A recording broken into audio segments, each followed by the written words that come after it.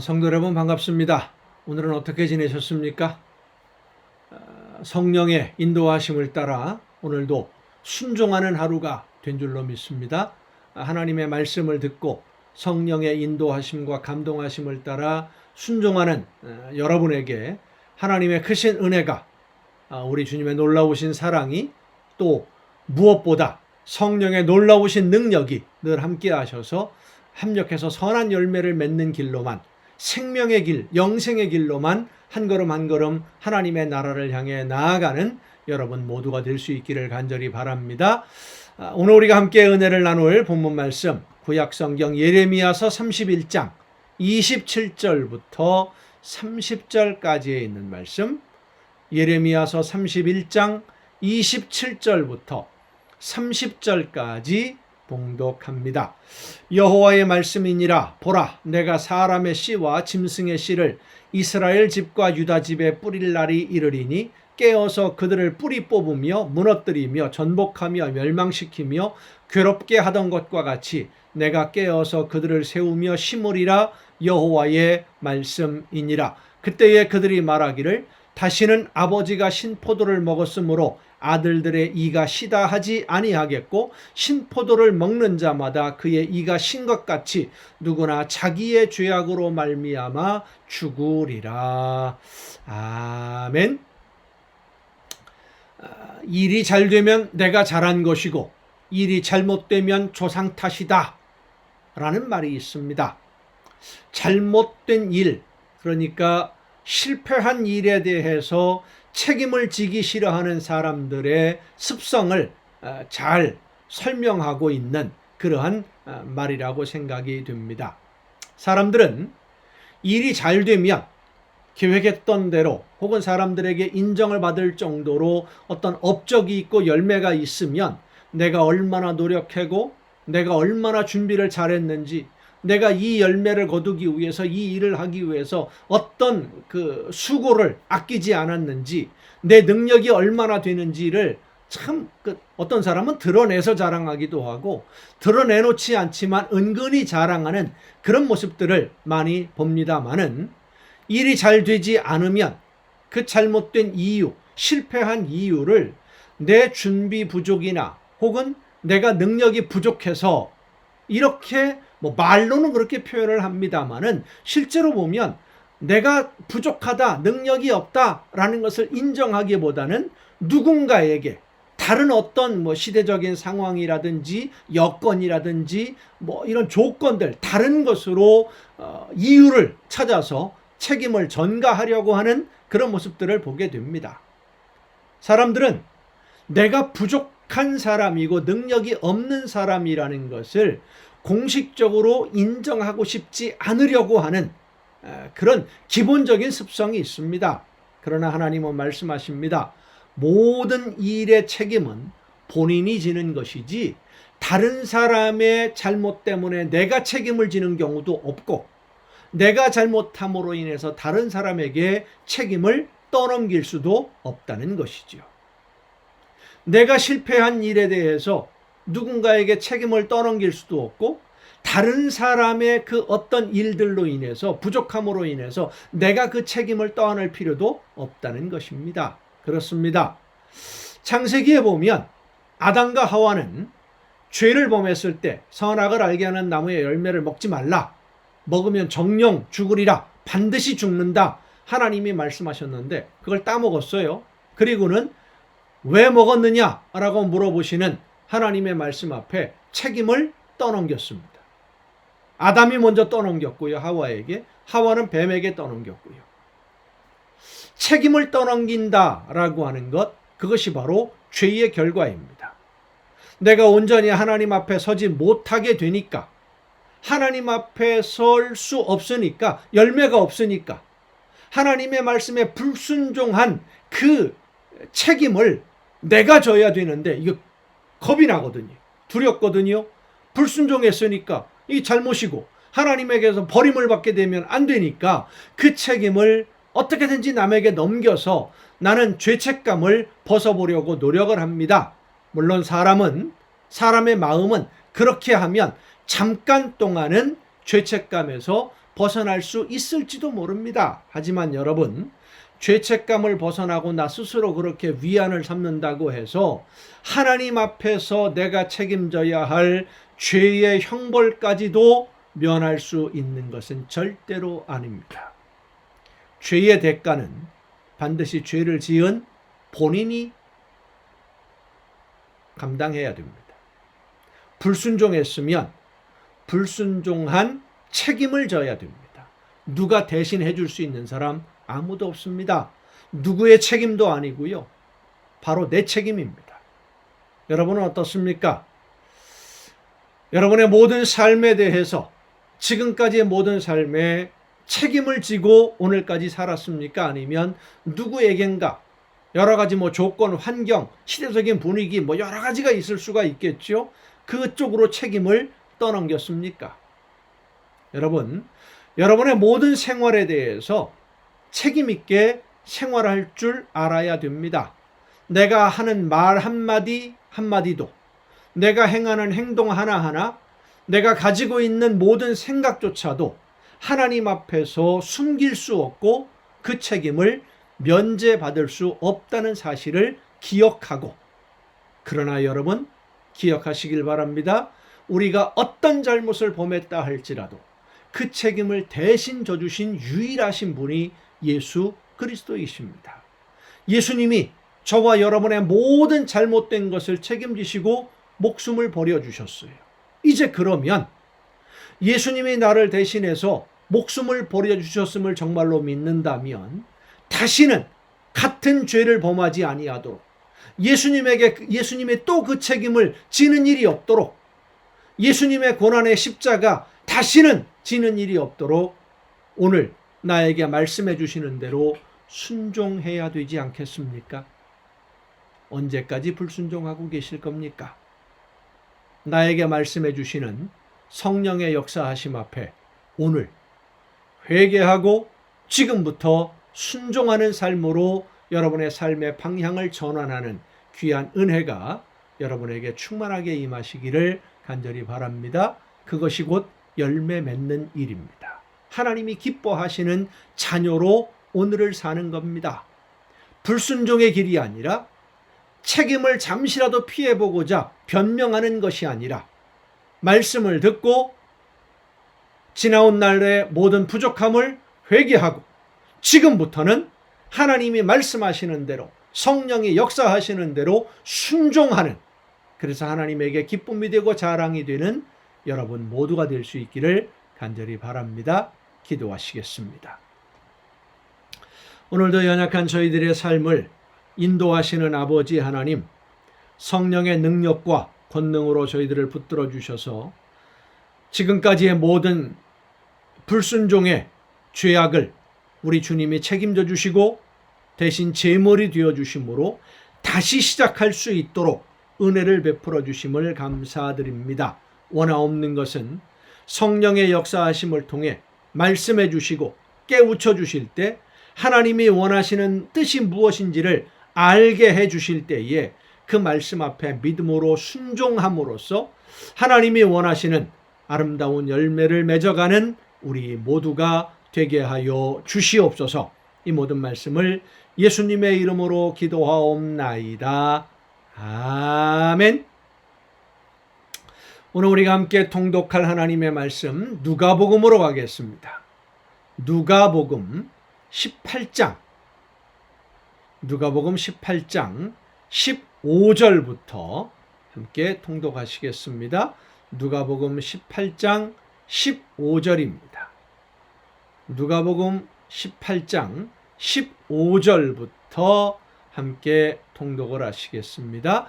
사람들이 예수께서 만져주심을 바라고 자기 어린 아기를 데리고 오매 제자들이 보고 꾸짖거늘 예수께서 그 어린 아이들을 불러 가까이 하시고 이르시되 어린 아이들이 내게 오는 것을 용납하고 금하지 말라. 하나님의 나라가 이런 자의 것이니라. 내가 진실로 너희에게 이르노니 누구든지 하나님의 나라를 어린아이와 같이 받아들이지 않는 자는 결단코 거기 들어가지 못하리라 하시니라. 어떤 관리가 물어 이르되 선한 선생님이여 내가 무엇을 하여야 영생을 얻으리이까? 예수께서 이르시되 내가 어찌하여 나를 선하다 일컫느냐? 하나님 한 분 외에는 선한 이가 없느니라. 내가 계명을 안 하니 간음하지 말라, 살인하지 말라, 도둑질하지 말라, 거짓 증언하지 말라, 내 부모를 공경하라 하였느니라. 여짜오되 이것은 내가 어려서부터 다 지키었나이다. 예수께서 이 말을 들으시고 이르시되 내게 아직도 한 가지 부족한 것이 있으니 내게 있는 것을 다 팔아 가난한 자들에게 나누어 주라. 그리하면 하늘에서 내게 보화가 있으리라. 그리고 와서 나를 따르라 하시니. 어제도 우리가 이 본문을 함께 통독을 했는데 어제도 말씀을 드렸죠. 영원한 생명의 길, 구원의 길을 가는 것은 재물을 팔아서 가난한 자들에게 나누어 주는 이것에 있는 것이 아니라 예수님을 따르는 데 있습니다. 예수님을 따르고 믿고 따르는 삶이 구원의 길로 들어서는 삶입니다. 그런데 이 부자 청년은 예수님을 믿고 따르는 데 있어서 재물이 걸림돌이 되고 있었거든요. 그러니까 그걸 정리하라는 말씀인 겁니다. 그 사람이 큰 부자이므로 이 말씀을 듣고 심히 근심하더라. 예수께서 그를 보시고 이르시되 재물이 있는 자는 하나님의 나라에 들어가기가 얼마나 어려운지 낙타가 바늘기로 들어가는 것이 부자가 하나님의 나라에 들어가는 것보다 쉬우니라 하시니 듣는 자들이 이르되 그런즉 누가 구원을 얻을 수 있나이까? 이르시되 무릇 사람이 할 수 없는 것을 하나님은 하실 수 있느니라. 베드로가 여짜오되 보옵소서 우리가 우리의 것을 다 버리고 주를 따랐나이다. 이르시되 내가 진실로 너희에게 이르노니 하나님의 나라를 위하여 집이나 아내나 형제나 부모나 자녀를 버린 자는 현세에 여러 배를 받고 내세에 영생을 받지 못할 자가 없느니라 하시니라. 하나님의 나라를 위해서 내가 마땅히 얻을 것, 내가 누릴 수 있는 것을 포기했을 때 하나님은 더 크고 놀라운 선물로 우리에게 채워주심을 믿으시길 바랍니다. 예수께서 12 제자를 데리시고 이르시되 보라 우리가 예루살렘으로 올라가노니 선지자들을 통하여 기록된 모든 것이 인자에게 응하리라. 인자가 이방인들에게 넘겨져 희롱을 당하고 능욕을 당하고 침뱉음을 당하겠으며 그들은 채찍질하고 그를 죽일 것이나 그는 3일 만에 살아나리라 하시되 제자들이 이것을 하나도 깨닫지 못하였으니 그 말씀이 감추었으므로 그들이 그 이르신 바를 알지 못하였더라. 성령이 아직 그들에게 임하시기 전이었으니까 제자들에게 성령이 임하시기 전이기 때문에 예수님이 하시는 이 말씀들의 의미를 깨달아 알 리가 없지요. 자기들의 생각으로 예수님이 왕이 되면 이 생각만 가득 차 있는 제자들에게 예수님이 십자가에 못 박혀 돌아가신다 상상이나 할 수 있겠습니까? 생각도 못할 일이죠. 여리고에 가까이 가셨을 때에 한 맹인이 길가에 앉아 구걸하다가 무리가 지나감을 듣고 이 무슨 일이라고 물은데, 자, 마태복음, 마가복음에 똑같은 내용들이 기록되어 있죠. 마가복음에는 바디메오, 마태복음에는 두 맹인이, 그리고 이 누가복음에는 한 사람이, 맹인 한 사람이 이렇게 표현됩니다. 그 내용은 뒤에 나오는 내용은 거의 다 비슷합니다. 무리가 지나감을 듣고 이 무슨 일이냐고 물은데 그들이 나사렛 예수께서 지나가신다 하니 맹인이 외쳐 이르되 다윗의 자손 예수여 나를 불쌍히 여기소서 하거늘 앞서가는 자들이 그를 꾸짖어 잠잠하라 하되 그가 더욱 크게 소리질러 다윗의 자손이여 나를 불쌍히 여기소서 하는지라. 이 세 본문 마태, 마가, 누가복음에 똑같이 공통적인 게 하나가 있어요. 그게 뭐냐면 처음에 예수님을 향해 부르짖었을 때 사람들이 조용해, 시끄러워 하면서 그들의 말을, 이 맹인의 말을 막았다는 거예요. 그런데 포기하지 않고 계속 부르짖습니다. 성도 여러분, 하나님 앞에 계속 부르짖으시길 바랍니다. 여러분의 기도에 하나님이 응답하실 때까지. 물론 그 기도는 하나님이 원하시는 뜻대로 순종하기 위해서 성령의 역사하심을 힘입는 우리는 하나님이 원하시는 대로 순종하게 해달라고 간절히 사모하며 나에게 주신 사명 감당할 수 있도록 열매 맺도록 성령이여 역사하여 주옵소서 기도하면 하나님이 그 기도에 반드시 응답해 주실 줄로 믿습니다. 예수께서 머물러 서서 명하여 데려오라 하셨더니 그가 가까이 오매 물어 이르시되 네게 무엇을 하여 주기를 원하느냐 이르되 주여 보기를 원하나이다. 예수께서 그에게 이르시되 보라 네 믿음이 너를 구원하였느니라 하시매 곧 보게 되어 하나님께 영광을 돌리며 예수를 따르니 백성이 다 이를 보고 하나님을 찬양하니라. 19장입니다. 누가복음 19장. 예수께서 여리고로 들어 지나가시더라. 삭개오라 이름하는 자가 있으니 세리장이요 또한 부자라. 그가 예수께서 어떠한 사람인가 하여 보고자 하되 키가 작고 사람이 많아 할 수 없어 앞으로 달려가서 보기 위하여 돌무화과 나무에 올라가니 이는 예수께서 그리로 지나가시게 됨이러라. 예수께서 그곳에 이르사 쳐다보시고 이르시되 삭개오야 속히 내려오라. 내가 오늘 내 집에 유하여야 하겠다 하시니 급히 내려와 즐거워하며 영접하거늘 무사람이 보고 수군거려 이르되 저가 죄인의 집에 유하러 들어갔도다 하더라. 삭개오가 서서 주께 여짜오되 주여 보시옵소서 내 소유의 절반을 가난한 자들에게 주겠사오며 만일 누구의 것을 속여 빼앗은 일이 있으면 네 갑절이나 갚겠나이다. 예수께서 이르시되 오늘 구원이 이 집에 이르렀으니 이 사람도 아브라함의 자손이미로다. 인자가 온 것은 잃어버린 자를 찾아 구원하려 함이니라. 삭개오가 예수님의 말씀을 가르침을 들었는지 안 들었는지 그 내용에 대해서는 오늘 본문에 언급하지 않고 있지요. 아마도 그 이전에 삭개오는 예수님에 관한 이야기를 들었을 겁니다. 예수님이 어떤 말씀을 가르치셨는지도 들었을 거예요. 근데 그 예수님이 자기 집에 왔을 때 삭개오는 예수님의 말씀대로 나는 실천하겠습니다. 순종하겠습니다. 라고 고백을 하는 거예요. 아는 것뿐만 아니라 어떻게 하는 것이 하나님이 원하시는, 하나님이 기뻐하시는 뜻인지 아는 것으로 만족하는 게 아니라 내가 그대로 실천하겠습니다. 순종하겠습니다. 순종이 믿음의 표현입니다. 오늘도 마찬가지입니다. 성령께서 여러분에게 말씀하실 때에 순종하는 것이 우리가 하나님을 믿고 예수님을 믿는다고 하는 증거가 되는 것입니다. 순종하지 않으면요, 안 믿는 것이겠죠. 11절입니다. 그들이 이 말씀을 듣고 있을 때에 비유를 더하여 말씀하시니 이는 자기가 예루살렘에 가까이 오셨고 그들은 하나님의 나라가 당장에 나타날 줄로 생각함이더라. 그러니까 예수님이 예루살렘에 가면 예수님이 왕이 되고 권력을 장악해서 나라를 독립시켜 줄 것으로 그렇게 생각을 하고 있었다는 겁니다. 이르시되 어떤 귀인이 왕위를 받아가지고 오려고 먼 나라로 갈 때에 그 종 열을 불러 은화 10문화를 주며 이르되 내가 돌아올 때까지 장사하라 하니라.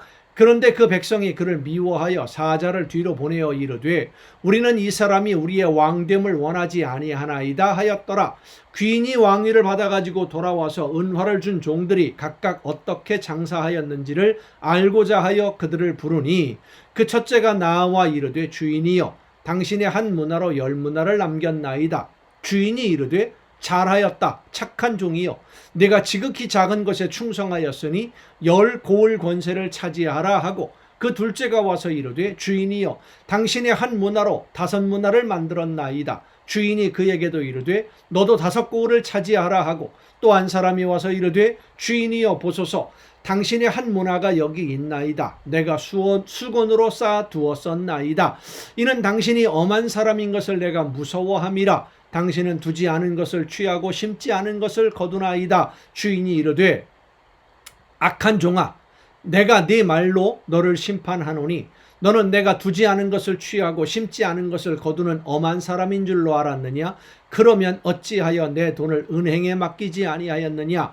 그리하였으면 내가 와서 그 이자와 함께 그 돈을 찾았으리라 하고 곁에 섰는 자들에게 이르되 그 한 문화를 빼앗아 10문화 있는 자에게 주라 하니 그들이 이르되 주여 그에게 이미 10문화가 있나이다. 주인이 이르되 내가 너희에게 말하노니 무릇 있는 자는 받겠고 없는 자는 그 있는 것도 빼앗기리라. 그리고 내가 왕됨을 원하지 아니하던 저 원수들을 이리로 끌어다가 내 앞에서 죽이라 하였느니라.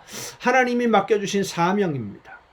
오늘 성령의 역사를 통해서 예수 믿는 내가 해야 할 일이 무엇인지를 깨달아 알게 해주시는 그것이 바로 사명입니다. 한 문화를 맡겨주시는 거예요. 그것을 가지고 열심히 말씀대로 순종하면 남는 열매를 거두는 것은 하나님이 하실 일입니다. 우리가 열매까지 책임지지 못해요. 우리는 하나님의 말씀대로 순종만 할 뿐입니다. 그리고 그 결과는 하나님만이 아십니다. 지금 내가 뿌려놓은 그 씨앗들을 언제 하나님이 거두실지 그건 몰라요. 하나님만이 아시니까. 그런데 아무것도 안 하고 씨를 뿌리지 않고 그 사명 감당하지 않고 꽁꽁 싸매 두기만 하면, 내가 몸으로 움직이지 않고 순종하지 않으면 있는 것마저 빼앗길 수밖에 없는 것이죠. 정신 여러분 똑바로 차리고 하나님이 나에게 주신 사명이 무엇인지, 지금 내가 예수 믿는 사람으로 하나님의 자녀로 무엇을 해야 되는지 성령께서 깨우쳐 주실 때에 즉시 순종하는, 그래서 30배, 60배, 100배 열매를 거두는 여러분이 되시기를 바랍니다. 예수께서 이 말씀을 하시고 예루살렘을 향하여 앞서서 가시더라. 감람원이라 불리는 산 쪽에 있는 벳바게와 베다니에 가까이 가셨을 때에 제자 중 둘을 보내시며 이르시되 너희는 맞은편 마을로 가라. 그리로 들어가면 아직 아무도 타보지 않은 나귀 새끼가 매여 있는 것을 보리니 풀어 끌고 오라. 만일 누가 너희에게 어찌하여 푸느냐 묻거든, 그리로 묻거든 말하기를 주가 쓰시겠다 하라 하시매, 보내심을 받은 자들이 가서 그 말씀하신 대로 만난지라. 나귀 새끼를 풀 때에 그 임자들이 이르되 어찌하여 나귀 새끼를 푸느냐 대답하되 주께서 쓰시겠다 하고 그것을 예수께로 끌고 와서 자기들의 겉옷을 나귀 새끼 위에 걸쳐놓고 예수를 태우니 가실 때에 그들이 자기의 겉옷을 길에 펴더라. 이미 감람산 내리막길에 가까이 오심에 제자의 온 무리가 자기들이 본 바 모든 능한 일로 인하여 기뻐하며 큰 소리로 하나님을 찬양하여 이르되 찬송하리로다. 주의 이름으로 오시는 왕이여, 하늘에는 평화요 가장 높은 곳에는 영광이로다 하니, 무리 중 어떤 바리새인들이 말하되 선생이여 당신의 제자들을 책망하소서 하거늘 대답하여 이르시되 내가 너희에게 말하노니 만일 이 사람들이 침묵하면 돌들이 소리 지르리라 하시니라. 가까이 오사 성을 보시고 우시며 이르시되 너도 오늘 평화에 관한 일을 알았더라면 좋을 뻔하였거니와 지금 내 눈에 숨겨졌도다. 날이 이를지라 네 원수들이 토둔을 쌓고 너를 둘러 사면으로 가두고 또 너와 및 그 가운데 있는 네 자식들을 땅에 메어치며 돌 하나도 돌 위에 남기지 아니하리니 이는 내가 보살핌 받는 날을 알지 못함을 인함이니라 하시니라. 하나님의 이름으로 세워진 성전이 이렇게 돌 위에 돌 하나 남지 않고 폐허가 될 수밖에 없는 이유가 무엇일까요? 이스라엘 백성들이 바벨론의 포로로 끌려갈 때도 역시 마찬가지였습니다. 하나님이 함께 해주셨지만 그 은혜를 알지 못하고 말씀에 순종하지 않으니까 자기들 욕심을 따라서 자기들의 판단대로 하나님의 말씀을 왜곡했고, 하나님의 말씀을 전하는 선지자들의 말에 귀를 기울이지 아니하고 자기들을 유익하게 하는 길로만 갔기 때문에 그렇게 바벨론 포로에서 돌아와서 다시 성전을 세웠는데 그 성전이 지금 예수님이 보시기에는 똑같은 모습으로 변했다라는 것이죠. 그리고 예수님의 말씀을 토대로 세워진 오늘날 교회들이 또 똑같은 전철을 밟고 있는 것이 아닌지 우리는 두려움 속에서 우리의 모습을 돌아봐야 됩니다. 성령께서 우리의 눈을 뜨게 해주셔서 교회의 모습들을 올바로 바라보고 믿는 성도들의 모습을 바라볼 수 있도록, 무엇보다 나와 내 가정과 모든 이웃들을 올바로 바라볼 수 있도록, 그래서 하나님이 원하시는 방향으로 빨리 우리의 삶의 방향을 고칠 수 있도록, 순종할 수 있도록 기도하며 순종하는 여러분 모두가 될 수 있기를 바랍니다. 가장 시급한 문제입니다. 성전에 들어가사 장사하는 자들을 내쫓으시며 그들에게 이르시되 기록된 바 내 집은 기도하는 집이 되리라 하였거늘 너희는 강도의 소굴을 만들었도다 하시니라. 예수께서 날마다 성전에서 가르치시니 대제사장들과 서기관들과 백성의 지도자들이 그를 죽이려고 꾀하되 백성이 다 그에게 귀를 기울여 들으므로 어찌할 방도를 찾지 되었더라. 아멘. 여러분 오늘도 수고 많으셨습니다. 내일 또 정한 이 시간, 이 가정 예배를 통해서 여러분 모두 함께 만날 수 있기를 바랍니다. 내일 뵙겠습니다.